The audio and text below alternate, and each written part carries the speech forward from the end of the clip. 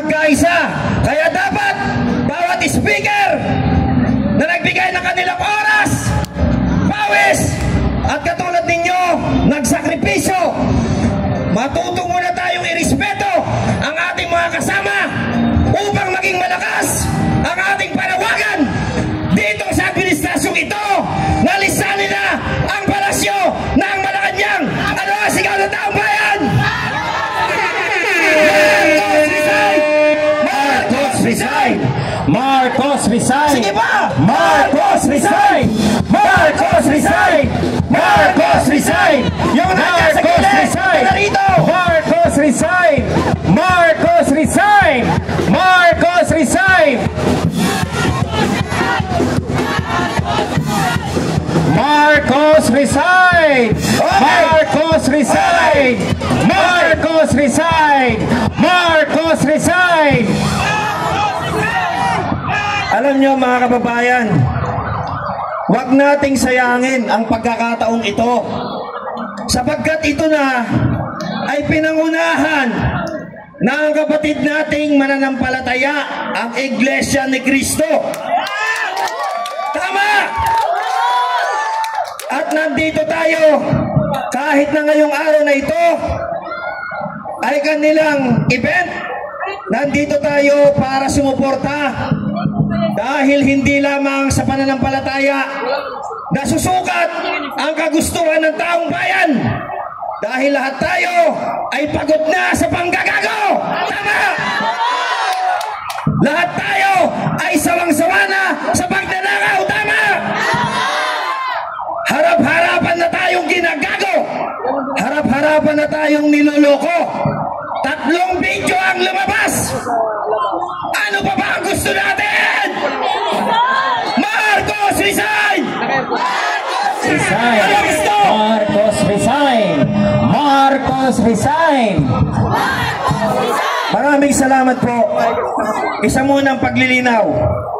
Ang naganap po kanina, napahayag ng isa nating kasamahan sa mainstream media, ang DCBB, ay iwawasto lamang po natin sapagkat nagiging pangit na naratibo na kung saan ito ay maaaring magbuklod na naman sa ating mga Pilipino na gusto nating wakasan ang administrasyon na ito. Dahil sinabi sa ulat na tayo daw ay itinaboy ng mga kapatid nating Iglesia ni Cristo at tayo daw ay hindi pinayagan na pumasok sa luneta. Hindi po totoo yan. Sapagkat ang pamunuan ng Iglesia ni Cristo at ang ating mga lider ng organisasyon ng iba't ibang nandito ay nagkasundo ng isang paggalang at pagrespeto sa kanya-kanyang mga aktibidad. Kaya ikinukorek po natin na tayo po galing sa Salamanca, sa TAF, ay nagtipon-tipon lamang doon upang tayo ay magmarcha papunta rito sa Liwasang Bonifacio. Sana malinaw po yan sa mga kapatid natin sa mainstream media. Hindi natin kailangan ngayon ang magturo kung sino ang tama at mali, dahil gusto nating malaman ang katotohanan. Tama! Magdanakaw ba si Marcos? Totoo o hindi? Kaya huwag nating ibahin ang isyo. 3 video na ni Saldico, tinuturo na itong si Marcos Jr. Ano ang ginagawa ng mga nakaupo na nandito? Gusto niyo pa ba magpatuloy ito? Hindi pa ba kayo pagod? Hindi pa ba tayo gutom? Magkano ang bigas? Magkano ang tax, buwis, ninanakaw araw-araw? Nilalagay sa maleta na parang basura lamang. Samantalang tayong mga Pilipino ay pagod na. Galit na. Subalit, binigyan na tayo ng pagkakataon. Ano pang iniintay natin? Marcos resign! Marcos resign! Marcos resign! Marcos resign! Gusto nyo bang pababain na at bawian natin ng mandato ang presidente nating inuutil at bangag?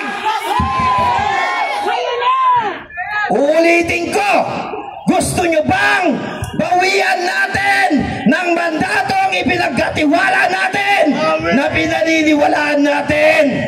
Sa pambobola niya, nasama-sama daw tayong babangon ng muli. Ano ang sigaw ngayon ng taong bayan?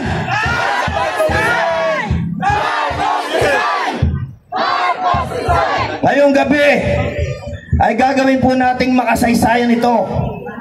Ipapakita muli ng sambayan ng Pilipino na tayo ay nagkakaisa at kahit na ang pinakabantayog na palasyo ay kaya nating gibain sa pamamagitan ng isang payapa, nagkakaisang tinig na boses ng taong bayan. Sasama ba kayo? May mga kapatid po tayo na may katulad na panawagan ngayong araw na ito na nandyan po sa EDSA, People Power Monument. Nagkasundo ang pamunuan ng bawat organisasyon na pagsamasamahin, pag-isahin na lamang ang sigaw ng taong bayan. Ano ang gusto ng bansang Pilipino?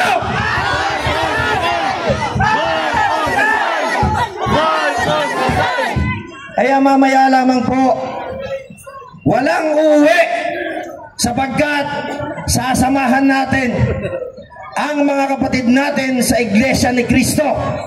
Natinggin ang kanilang panalangin, natinggin ang kaparehong hinagpis ng kanilang damdamin na ayaw na nila sa pagnanakaw, na gusto nilang patunayan na ang Pilipinas ay isang demokratikong bansa, na bilang Pilipino, obligasyon natin na manawagan tayo sa ating gobyerno ng isang transparency pamumuno. Tama? Kaya ngayong gabi hanggang sa susunod na 3 araw, magsasama-sama tayo. Pupuntahan natin ngayong gabi ang ating mga kasamahan na nandyan po sa EDSA People Power Monument. Gusto niyo ba yun? Ano ang sigaw ng taong bayan? Mag-antabay lamang po tayo. Alam ko napagod na tayo magmarcha eh. Anak ng kamuting kahoy, sabi nga po ni Kapitana Placido. Placido! 2 buwan na tayong nagmamarcha, iho.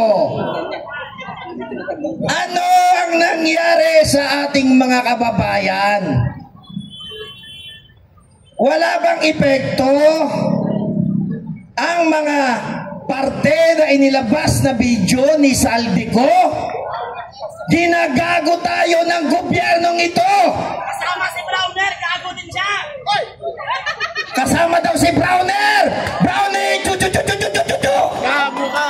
Walang bayag si Browner. Hindi kaya ipaglaban ng Pilipino. Yes! Tama ba yun? Sino walang bayag? Di ako may sabi niyan. Ako, may sabi.